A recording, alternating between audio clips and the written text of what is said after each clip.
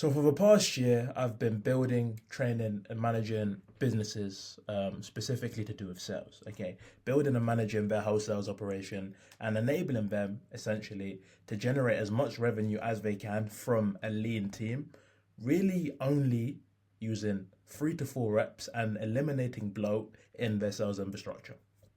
Okay, I'm not going to go into exactly everything we do. If you want an idea, click the link down below. You can also watch my videos. But with anything, especially sales, building sales teams, objections is something we literally come across every day. Of course, okay, no matter how good your service is, no matter what you're selling, there'll still be objections. But objections are just things that need to be handled, okay? And I don't think there's been a day that's gone past. Like genuinely, I can't remember a whole year gone past where there's been a day I haven't handled a single objection. And in today's video, I'm going to sort of walk you through the sort of masterclass and the sort of state of mind you need to be in for whatever objection handling, for whatever objection you need to handle. Okay, and there's two things to know.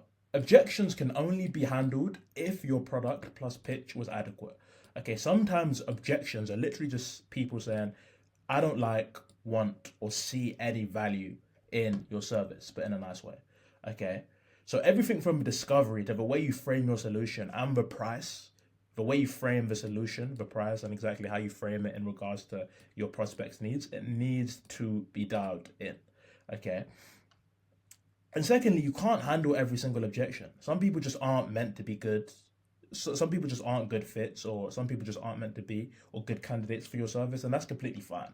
But as long as you note down these two parts, and also note down that your pitch, the way you frame, and the way you frame every single aspect of a conversation needs to be optimized, the amount of objections you handle will be a lot less, and 9 times out of 10 it'll just come down to what we're about to talk about right now. Okay, I'm in the middle of making a video on exactly how you're going to pitch and frame your service in the best way so you can deal with as least objections as possible. But let's deal with this right now.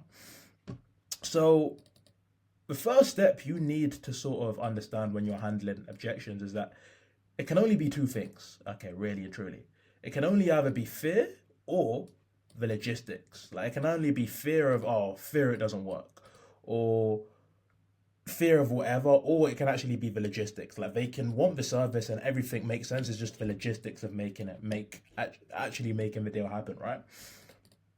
It can be fear it doesn't work. Okay, so if they need to think about it, there's some fear that this isn't right for them. Okay, we need to be problem finders and problem solvers to actually help bridge that gap in the discovery and also the objection handling, to highlight these fears before it even gets to the objection and handle them and eradicate them.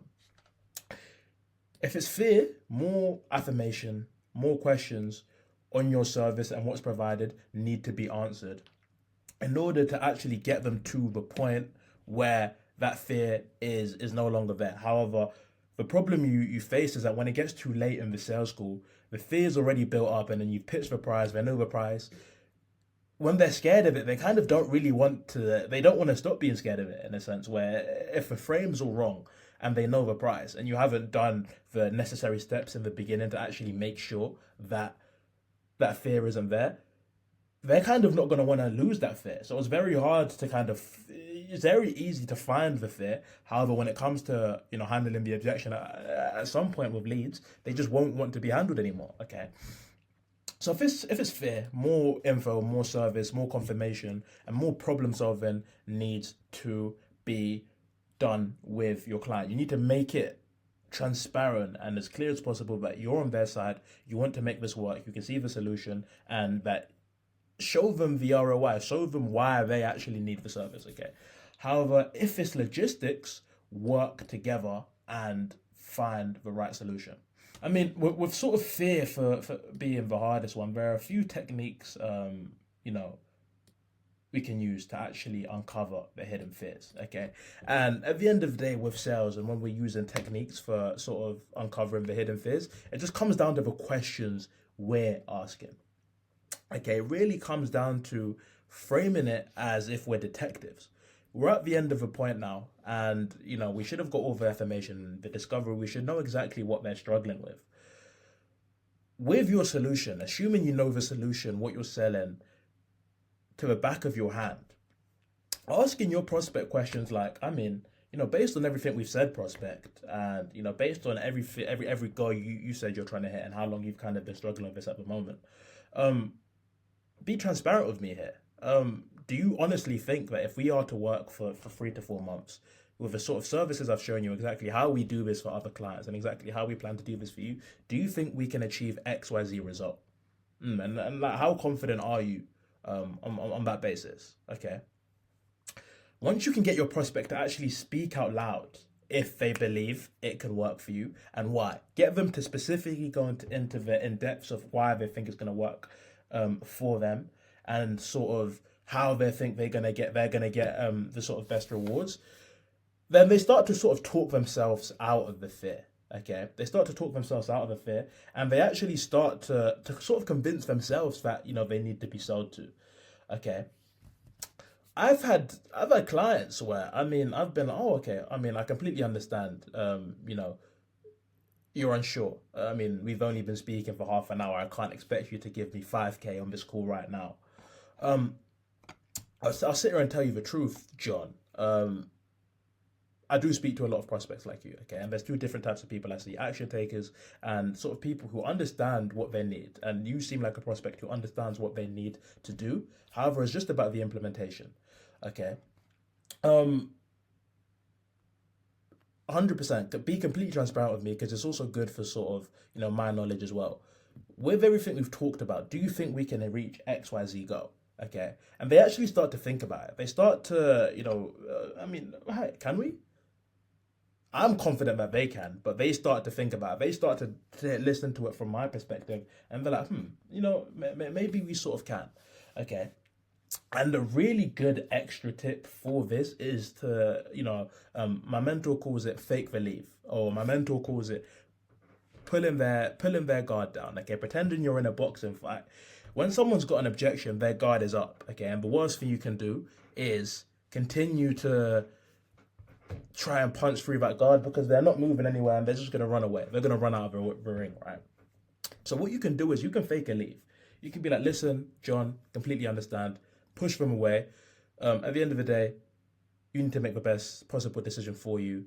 And if you don't feel like now is a perfect time and you need to think about it, 100%. You book in a follow-up call for the next day.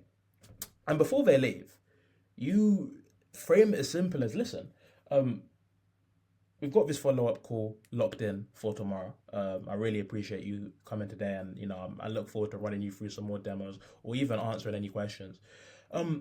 Like, John, just so I can clarify, because at the end of the day, if you're not actually 100% confident, or if there's some questions that you may have about XYZ, now is probably the best time to answer them for you at the moment. And it also gives me the best sort of opportunity to prepare for tomorrow. When you're going away to think about XYZ, what we've just discussed, what is the main thing that you want to sleep on? Figuring out exactly what it is they want to sleep on. Is it the price? If they say, oh, it's the price, okay, that just means it's kind of a logistics based objection, but they also just don't see the value in it. So we need to raise that perceived value to the point where they're like, hang on, this is a really good deal, okay, and this is really going to help me achieve XYZ, which should have been done in the discovery. Let's do it, okay?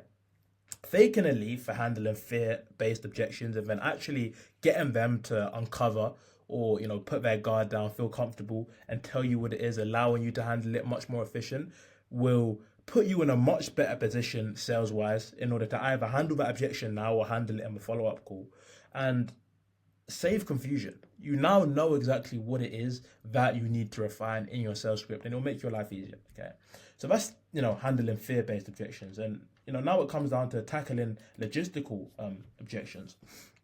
When it comes to logistics, it's really a win-win, because they really want to do it. Now it's you and them against the logistic. Okay, so is it a partner? Is it finances? Okay, is it time?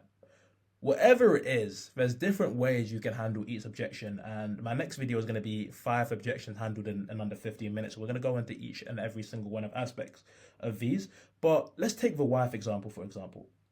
If you're speaking to a man and he's like, listen, bro, I really love everything you just said, and I can really see us sort of, benefiting from working together.